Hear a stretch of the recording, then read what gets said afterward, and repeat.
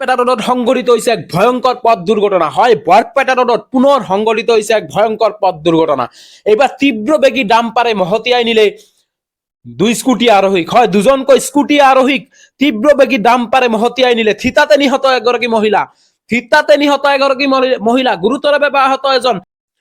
বৰপেটা ৰোডৰ কলভাঙ্গা ২৭ নং ৰাষ্ট্ৰীয় ঘাইপথত সংঘটিত হৈছে এই ভয়ঙ্কৰ পথ দুৰ্ঘটনা। বৰপেটা ৰোডৰ পৰা হৰভোগ অভিমুখে গৈ থকা অৱস্থাত পিছফালৰ পৰা AS18AC 4376 নম্বৰৰ এখন তীব্ৰবেগী ডাম্পাৰে মহতিয়াই নিলে নম্বৰবিহীন এখন স্কুটিক।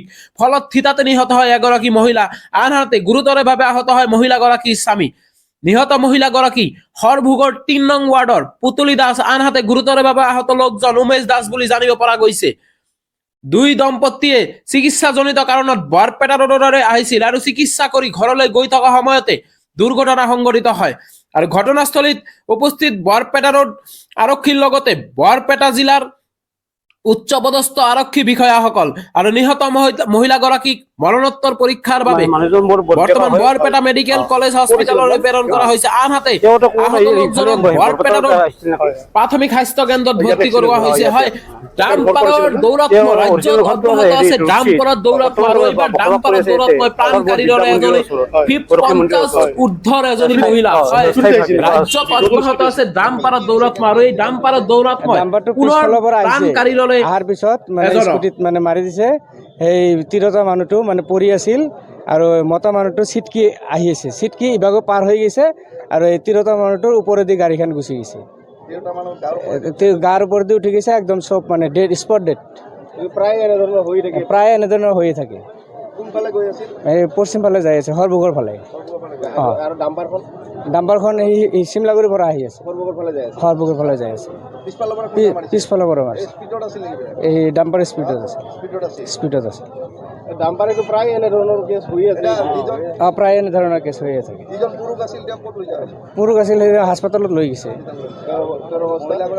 মহিলাৰ থিতাতে মানে মৃত্যু হৈছে। মানে চব মানে বাহিৰ হৈ গৈছে আৰু পুৰুষজন হাস্পাতালত লৈ গৈছে।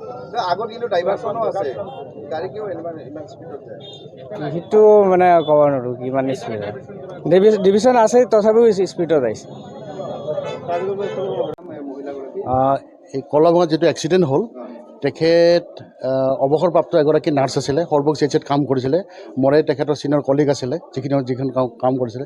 আজি হঠাৎ এক্সিডেণ্টৰ খবৰটো পাই ততৰাকে দৌৰি আহোঁ। তেখেতৰ নাম আছিলে পুতলি দাস। তেখেতৰ ঘৰ আছিলে হৰভোগত, ৱাৰ্ড নম্বৰ 3, গৰখীয়া মন্দিৰৰ কাষতে। এতিয়া কথা হ'ল এক্সিডেণ্টটো আজি হ'ল, ইয়াৰ পৰা কিবা চিকিৎসা সময়ত তেওঁলোকে ৰোডত আহিছিলে। মানে ঘৰলৈ উভতি যোৱাৰ পথত কলভাঙাত এক্সিডেণ্টটো হোৱা বুলি কয় আৰু তেখেতৰ থিতাতে মৃত্যু হোৱা বুলি আমি গম পালোঁ। আৰু হাজবেণ্ডৰো অলপ গুৰুতৰভাৱে আহত হৈছে। হাজবেণ্ডৰ নাম উমেশ দাস। তেখেতে পুলিচত চাকৰি কৰিছে, এতিয়া অৱসৰপ্ৰাপ্ত ঘৰলৈ গৈ আছে। চিকিৎসা সংক্ৰান্তত আহিছিলে, আহি আমি গম পাইছোঁ। আহি এতিয়া তেখেতৰ চিকিৎসা চলি আছে বৰপেটা ৰোড FRUত। এইখিনি আচল কথাত ক'ব গ'লে আমাৰ বৰপেটা ৰোডৰ কলভাঙা চুকৰ কাৰণে আমি বিৰাট দুৰ্ভাগ্য বা দুঃখিত কথা। কাৰণ প্ৰতি মাহ 2 মাহৰ মূৰে মূৰে এনেধৰণৰ ঘটনা আমাৰ কলভাঙা হাইৰোডত হৈয়ে থাকে, আপোনালোকে শুনি থাকে বিভিন্ন সংবাদ মাধ্যমৰ জৰিয়তে। আজিৰ কথাটো সেনেকুৱাই, তীব্ৰবেগী ডাম্পাৰ এখনে আগফালৰ পৰা যাই আছিল, গিৰেক ঘৈণীয়েক দুয়োজন। আমি জানামতে তেখেত হস্পিটেলৰ নাৰ্ছ হয়, হৰভোগৰ বাসিন্দা বুলি শুনিব পাইছোঁ। তো তেখেতক এক চাইডৰ পৰা যাই থকা ডাম্পাৰখনে তীব্ৰবেগত আহি পিছফালৰ পৰা খুন্দা মাৰি তেখেতক থিতাতে মৃত্যুবৰণ হয়। হৰভোগৰ ফালে গৈ আছিল তেওঁলোকে আৰু গাড়ীখনো হৰভোগমুখীয়ে যাই আছিল। তো পিছফালৰ পৰা খুন্দিয়াই দিয়ে। তাৰ মাজত আপোনাৰ চাই আছে এখন কলভাঙাৰ এখন ব্যস্ত বজাৰ।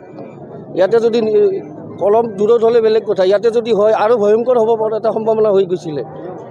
প্ৰায়ে হৈ থাকে, প্ৰতি 1 মাহ 2 মাহ মূৰে আপোনালোকে শুনি আছে 31 নম্বৰ ঘাইপথৰ ৰাতি নহ'লে দিনে 3 দিন মূৰে। আজি ৰিচেণ্টলি অলপ আগতে এখন ডাম্পাৰে মাৰি আগতে এজন ঠেলাৱালাক মাৰিলে।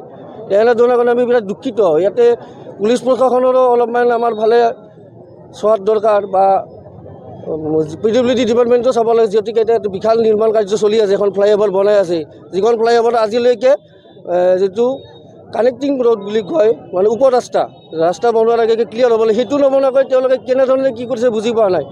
কিন্তু তাৰ বিনিময়ত বৰপেটাৰ বাকীয়ে প্ৰতি মাহত এটা কৰি মানুহ হেৰাব লগা হৈ আছে। আমি অনুৰোধ জনাইছোঁ ৰাইজৰ হৈ যে এইটোৰ ওপৰত এটা বৃহৎ ব্যৱস্থা গ্ৰহণ কৰে। মহিলাজনী চিটতে মৃত্যুবৰণ কৰিছে আৰু তেখেতৰ হাজবেণ্ডজনক আমি এতিয়ালৈকে হস্পিটেললৈকে পঠাইছোঁ। তেখেতৰ যিহেতুকে পৰিচয় জানিব পৰা নাই, কিন্তু ঘৈণীয়েকজন নাৰ্ছত কাম কৰা বুলি তেখেতে কৈছে। তেখেতৰ যিহেতুকে হয় সৰভোগৰ ফালে যাই আছিলে ক'লে, কিন্তু তেখেত কথা পতা অৱস্থাত নাই, যিহেতুকে নিজৰ আপোনজনক হেৰাই পেলাইছে। তেখেতে অলপ মানে বিভ্ৰান্ত টাইপ হৈ আছে। তেখেতৰ অলপ স্পট আছে, হয়তো মাথা পিছফালে চাইছিল, স্কুটি লৈ আহি আছিল তেওঁলোক, সৰভোগৰ ফালে যাই আছিল আৰু গাড়ীখনো সেই সৰভোগৰ ফালে আহি আছিল। পিছৰ পৰা খুন্দিয়াই মাৰি একদম মানে ওপৰেদি গুচি যায়। উত্তপ্ত পৰিস্থিতি মানে ধৰক বৰপেটাত যেতিয়া আপুনি প্ৰতি মাহৰ মূৰে 2 মাহৰ মূৰে আপুনি এনেকুৱা ধৰণৰ এক্সিডেণ্ট দেখি থাকিব, ওচৰৰ বাসিন্দাসকল বা ৰাস্তাৰে যেতিয়া মানুহবিলাক অহা যোৱা কৰে, তেতিয়া মানসিকভাৱে অতি দুৰ্বল হৈ পৰে। যি ড্ৰাইভাৰজনটো ইয়াতে পুলিচে লৈ গৈছে, কিন্তু তেখেতকতো হয়তো পাব্লিকে এটা উত্তম মাধ্যম দিব পাৰে, যিহেতুকে মানুহৰ ক্ষোভ আছে এইখিনি জেগাৰ ৰাইজৰ।